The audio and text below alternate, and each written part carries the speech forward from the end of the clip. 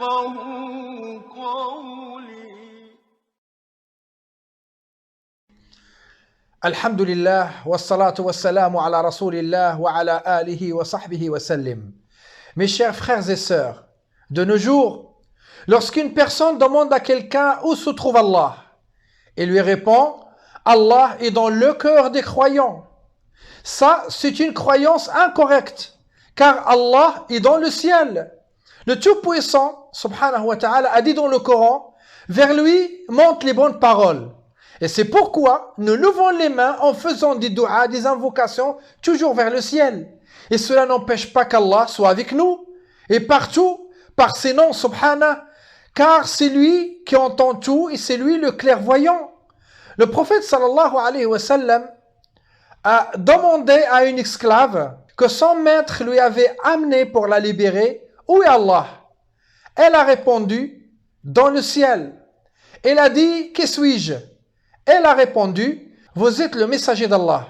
Le prophète sallallahu alayhi wa sallam a dit à son maître, libérez-la, parce qu'elle est une croyante, rapportée par Muslim dans le Sahih. Je dis aux gens qui insultent le temps, en disant qu'Allah maudit le temps, glorifiez Allah, et ne maudissez pas votre temps. Allah subhanahu wa ta'ala, le Tout-Puissant, a dit dans un hadith Qudsi, ne maudissez pas le temps, car c'est moi le temps. Oui, c'est Allah le temps, subhanahu wa ta'ala. Oui, c'est lui le temps, c'est lui l'éternel. Et ne maudissez pas les morts et les vivants, comme celui qui dit à sa femme, suite à une dispute, qu'Allah maudit ta grande famille, ou à ses enfants, qu'Allah maudit tes ancêtres. Le prophète sallallahu alayhi wa sallam a dit dans le hadith authentique, alors, dites-le bien, car les anges bénissent vos invocations en ce que vous dites.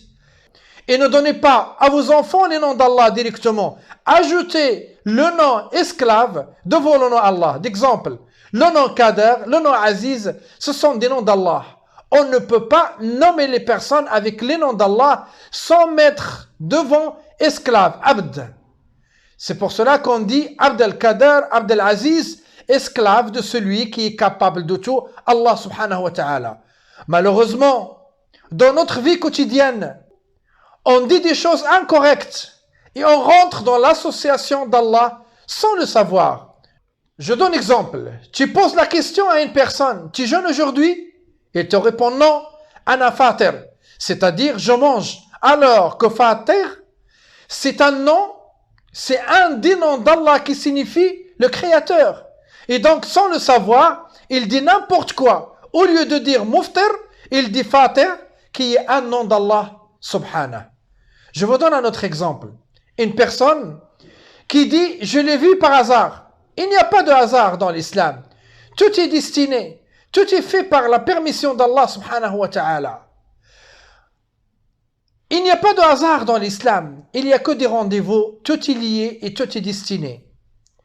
Une autre personne, elle te dit « Je l'ai vu et ça m'a touché ».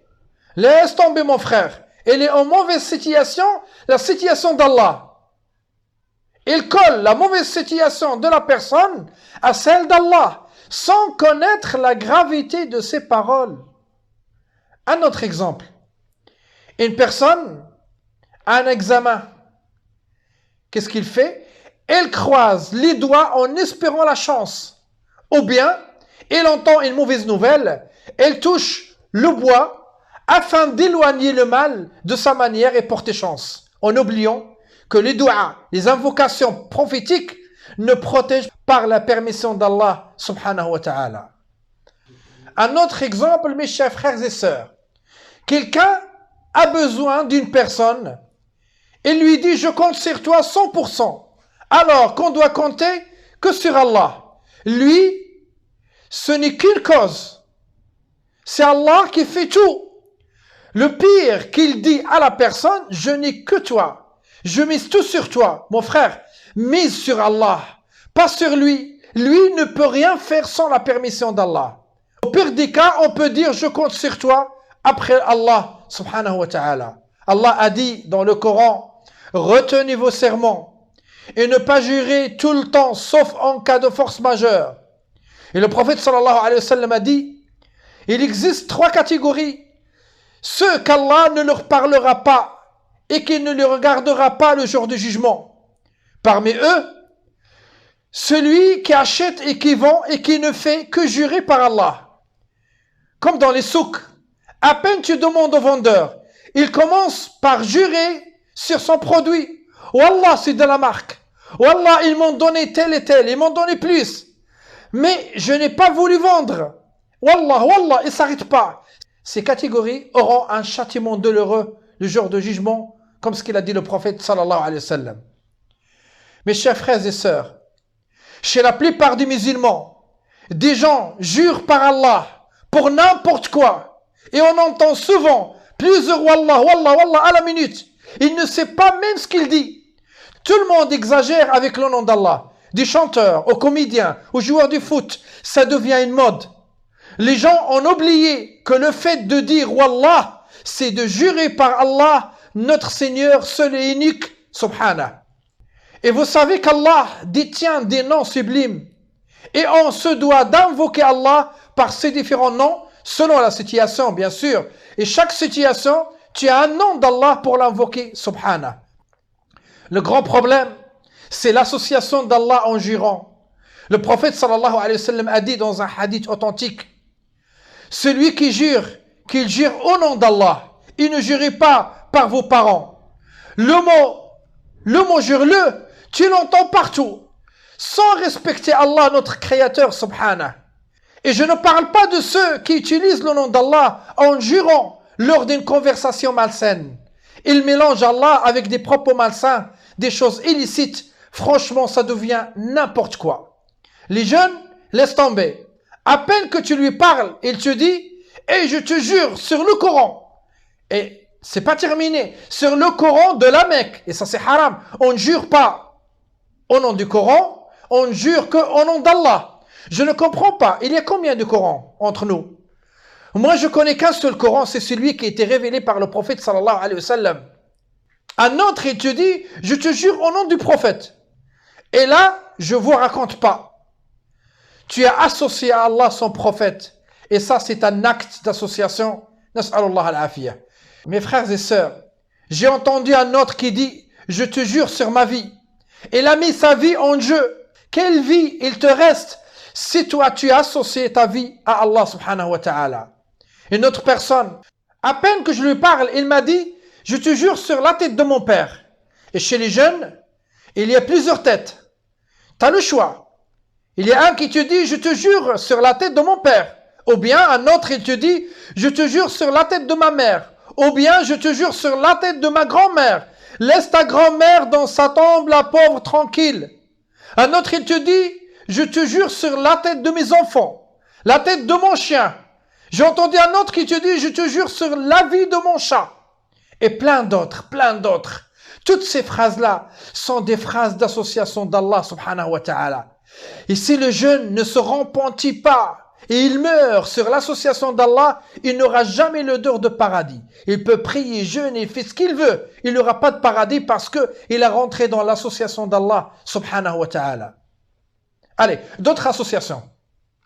La personne te fait un signe avec ses 5 doigts. Elle te dit 5 dans tes yeux pour dégager le mauvais œil.